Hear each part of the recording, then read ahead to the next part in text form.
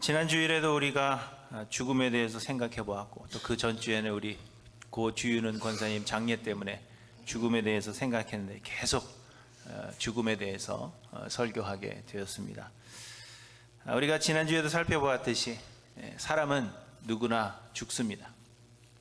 죽음은 범죄한 인간에 대한 하나님의 심판이며, 세상의 모든 사람들은 하나님을 떠나서 스스로 하나님이 되고자 하는 죄인들이기 때문에 우리 모두에게 죽음은 피할 수 없는 현상이고 현재이고 그리고 미래입니다. 그래서 성경은 한 번 죽는 것이 사람에게 정해진 것이라 그렇게 말씀하십니다. 또한 우리는 이 죽음이 언제 우리에게 찾아올지 모릅니다. 사람이 세상에 오는 것은 다 순서가 있지만, 그러나 가는 것은 순서가 없다, 그렇게 이야기를 합니다. 하나님께서 우리를 언제 부르실지 우리는 알 길이 없습니다. 먼 훗날의 이야기가 될 수도 있고 바로 지금이 될 수도 있습니다. 그렇다면 여러분은 누구나에게 찾아오고 또한 갑자기 찾아올 이 죽음을 준비하셨습니까?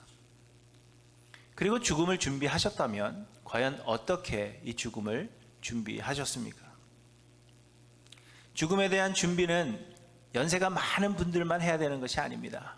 왜냐하면 말씀드린 대로 죽음은 언제 우리에게 찾아올지 알지 못하기 때문입니다. 그런데 이 죽음에 대한 준비를 이야기하면 아마도 사람들은 대부분 장례 준비를 이야기할 것입니다. 내가 죽은 뒤에 땅에 묻힐 것인지 혹은 화장할 것인지, 땅에 묻힌다면 땅은 사놓았는지, 또 땅 파는 값은 지불을 해 놓았는지, 관은 얼마짜리로 하는 것이 좋은지 등등 이러한 준비를 이야기할 것입니다.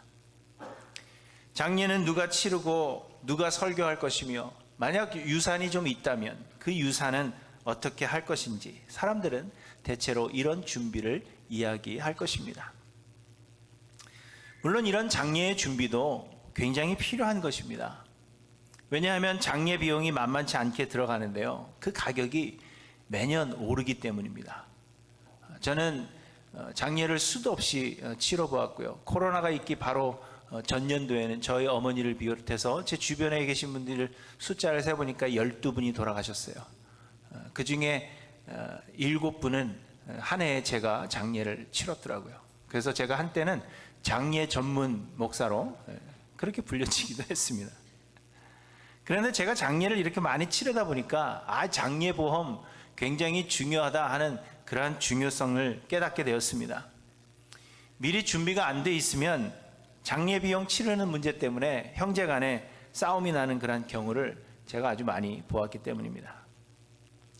또 장례업에 종사하시는 분이 저에게 그러시더라고요.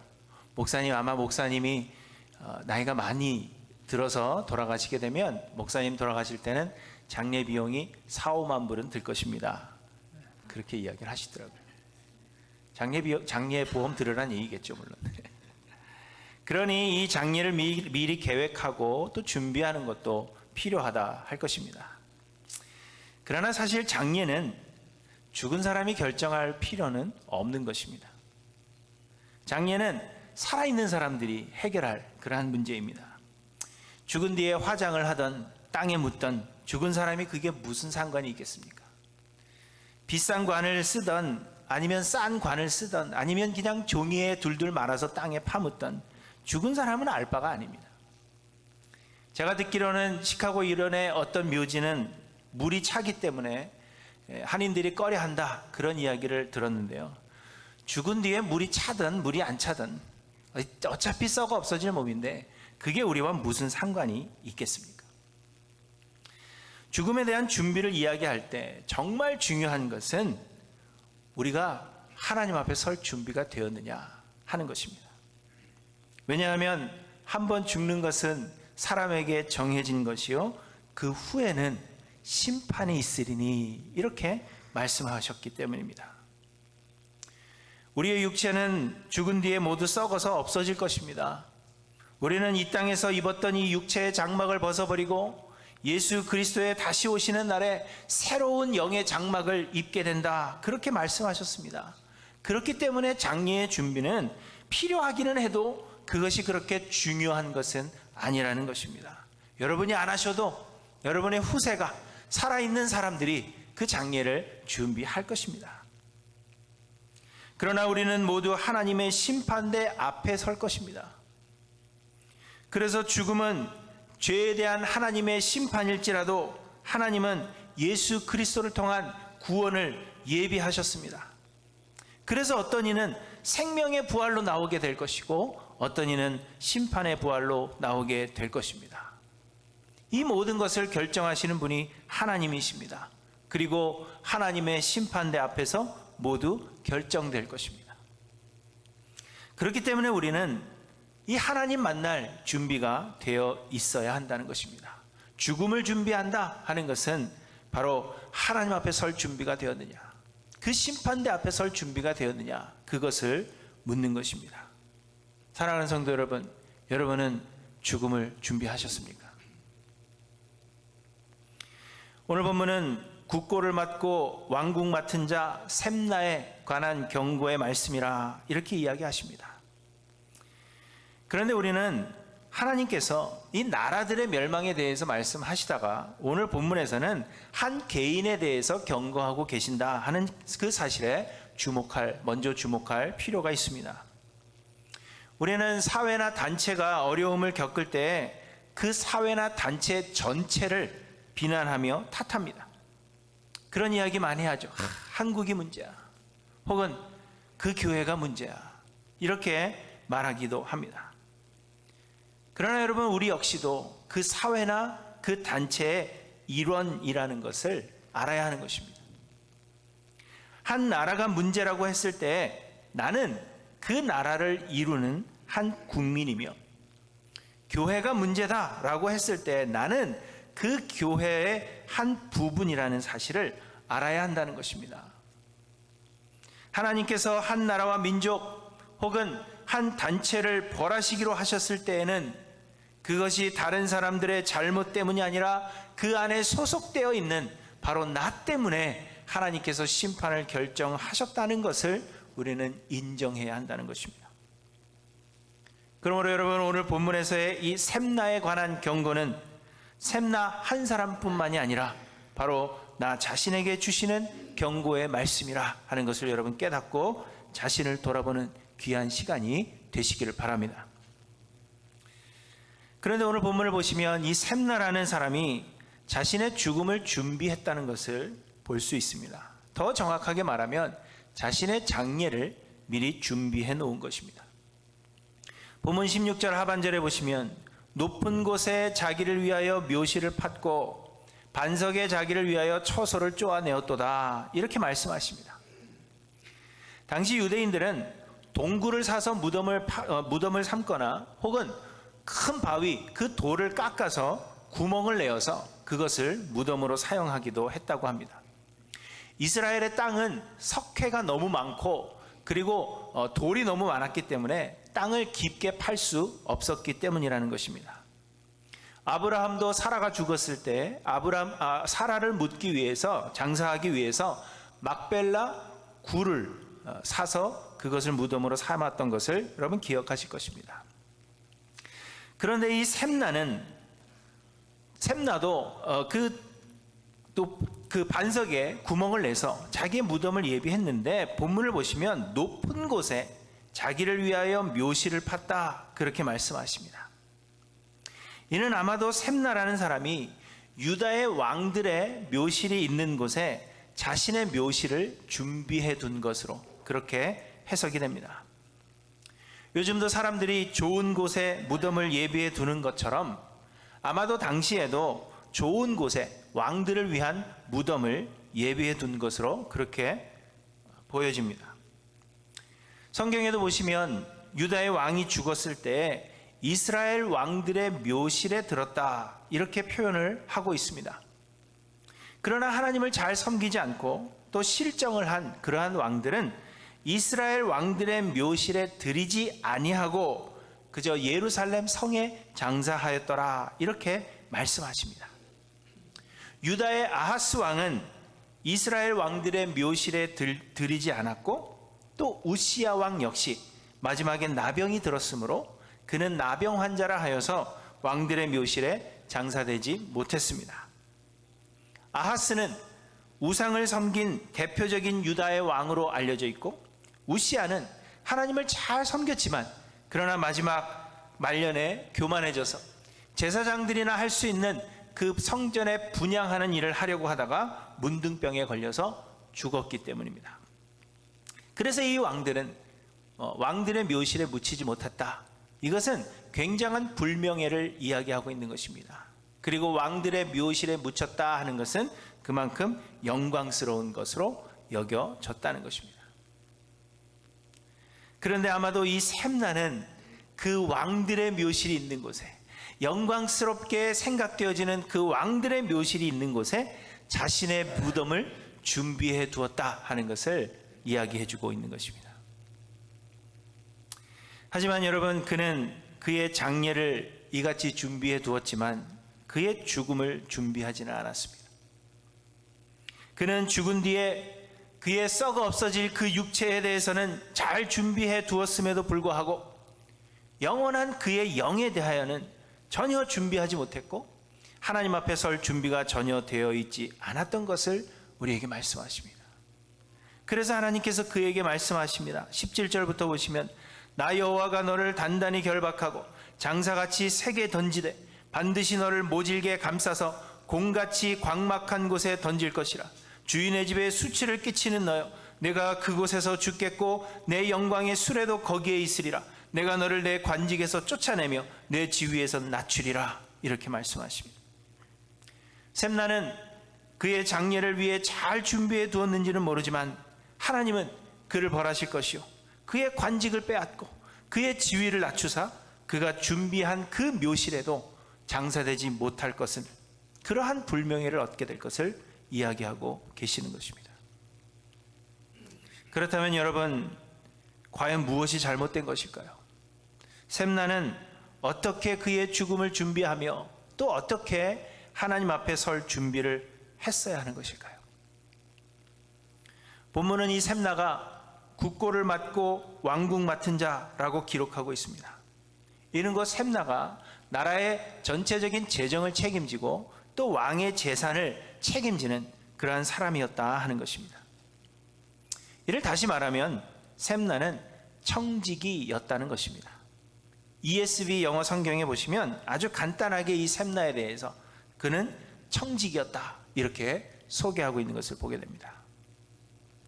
그런데 이 청지기라는 것은 재정을 맡아 관리하는 사람이지만 그 재물이 자신의 것이 아님을 말해주는 것입니다. 샘나는 국가의 재정을 책임지고 왕궁의 재정 또한 책임지는 사람이었지만 그 많은 돈이 샘나의 것은 결코 아니었다는 것입니다. 샘나는 나라의 돈을 그리고 왕의 돈을 맡아 관리하는 그러한 사람에 불과했다는 것을 이야기해 주고 있는 것입니다. 그럼에도 불구하고 이 샘나는 자신이 유다의 왕이라도 된 듯이 교만해졌습니다. 말씀드린 대로 샘나는 자신을 위한 무덤을 준비해 두었는데 왕들이 있는 곳에, 왕들의 묘실이 있는 곳에 자기의 무덤을 준비해 두었습니다. 그것은 자신을 왕처럼 여겼다는 것입니다. 16절에 보시면, 내가 여기와 무슨 관계가 있느냐, 여기에 누가 있기에 여기서 너를 위하여 묘실을 팠느냐, 이렇게 말씀하십니다.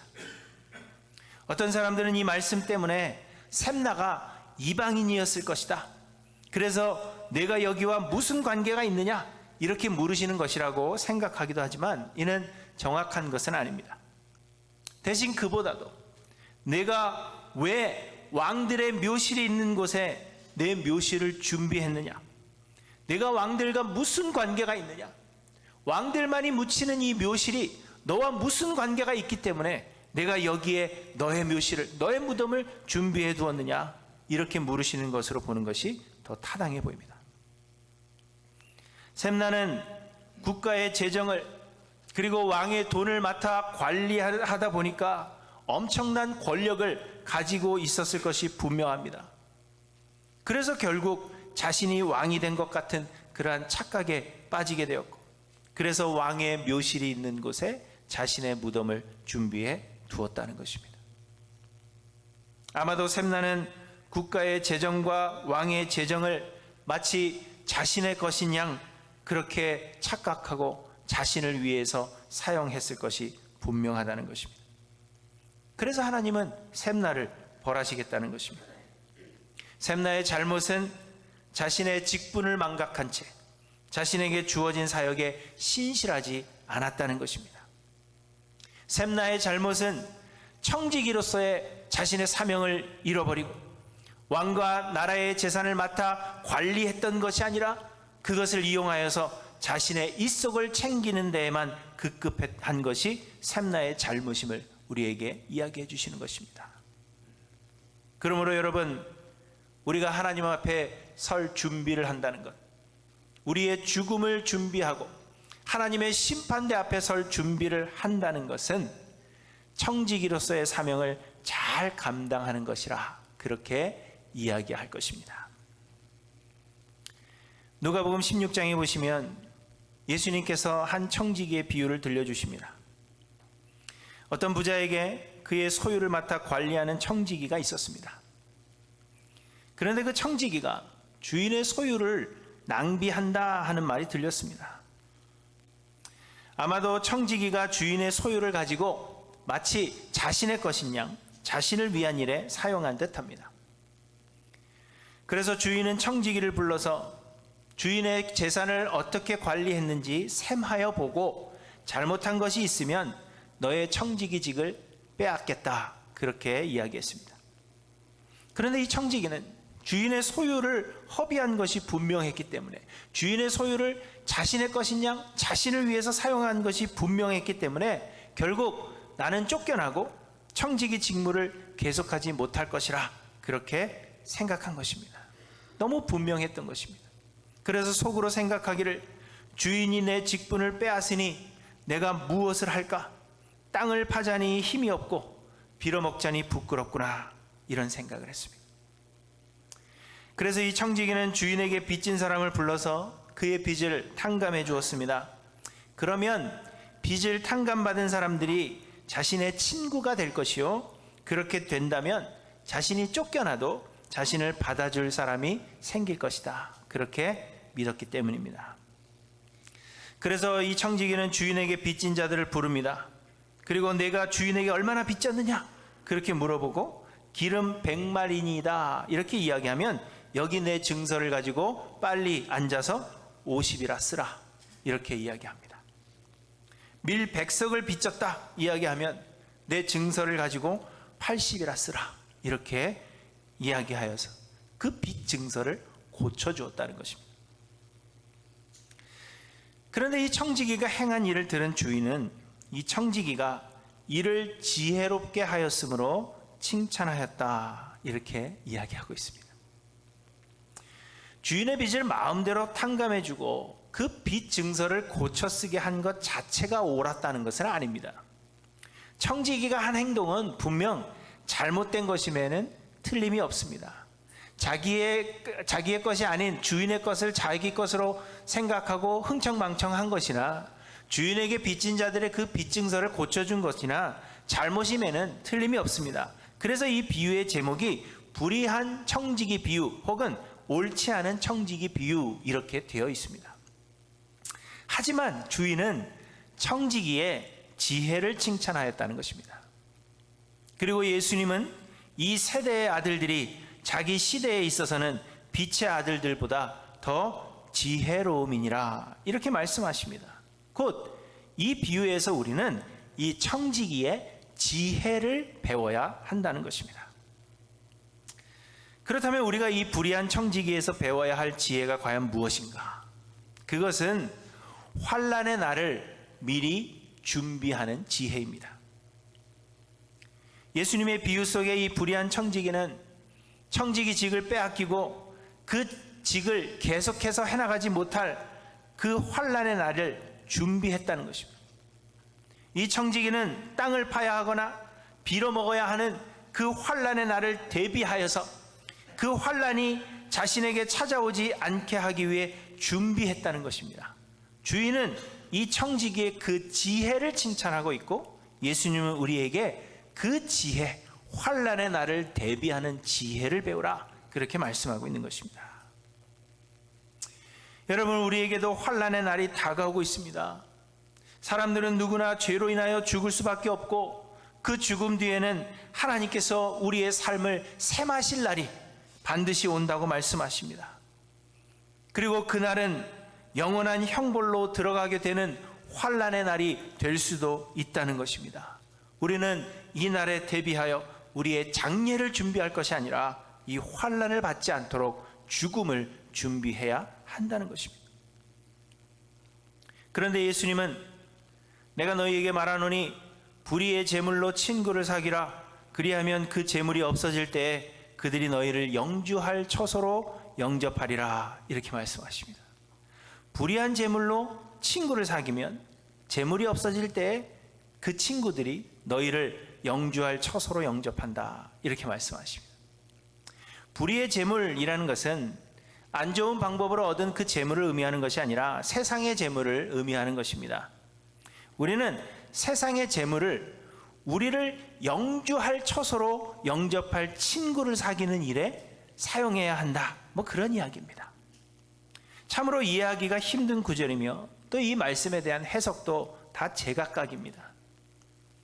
그러나 여러분, 분명한 것은 그러면 친구를 사귀기 위해서 우리의 전 재산을 사용해야 된다, 그걸 의미하는 것은 아니라는 것입니다.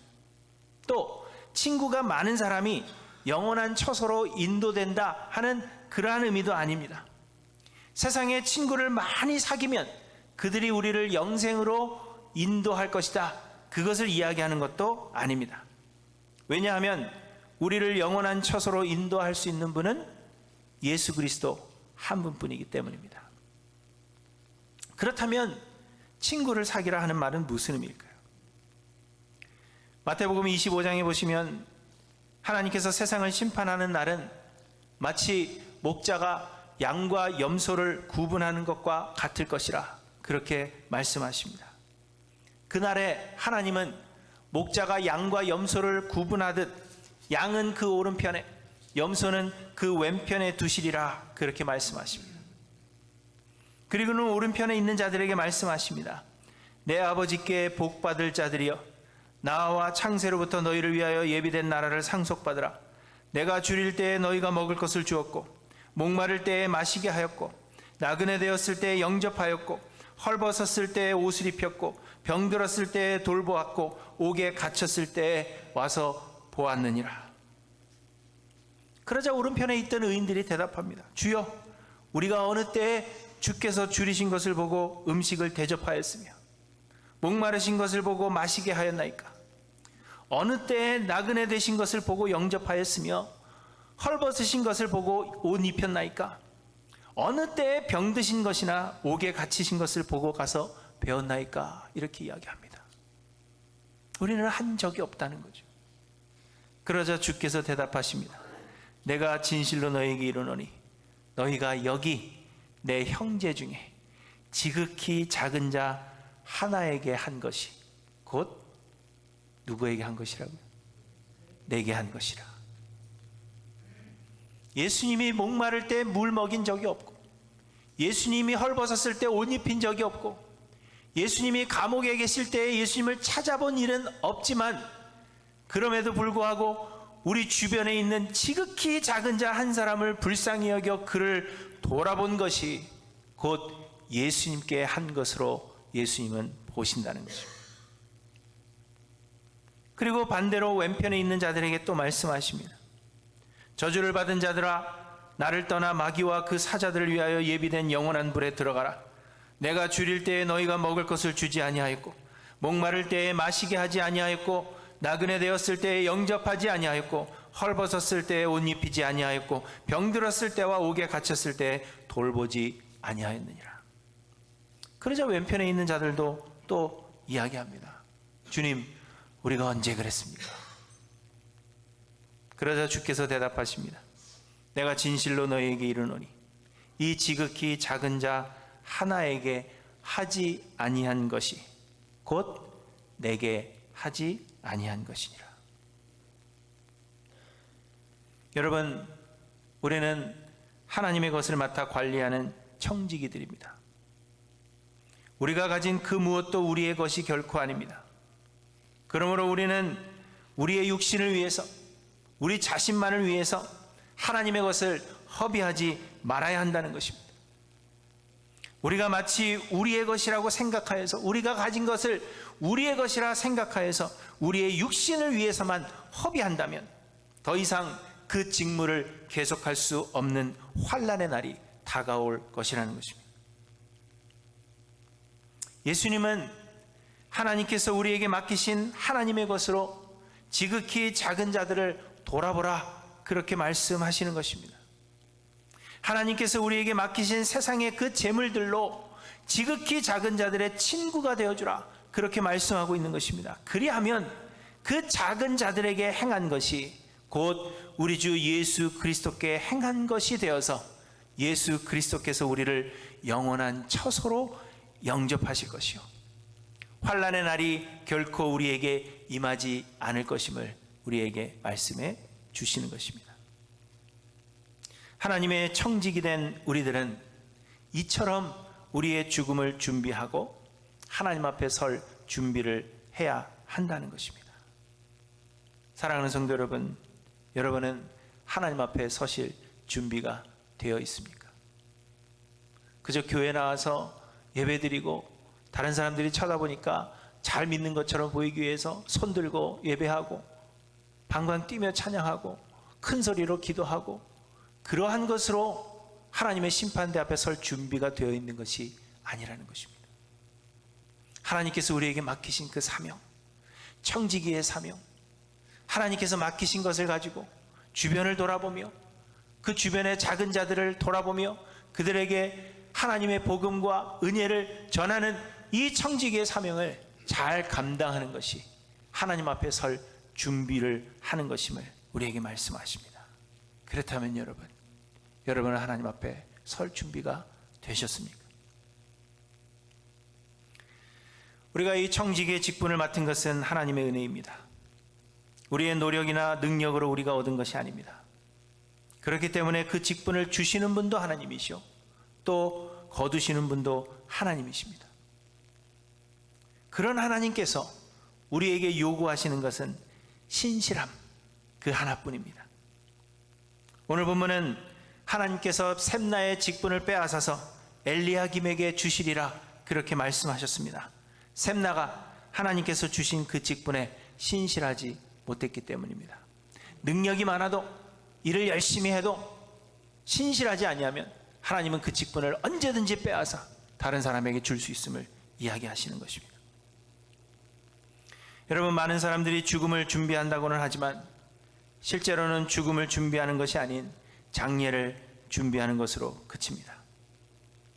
사람들은 죽음 뒤에 그 무덤을 화려하게 장식하고 무덤이 얼마나 화려한가 하는 것으로 자신의 삶에 대한 평가를 삼으려고 합니다.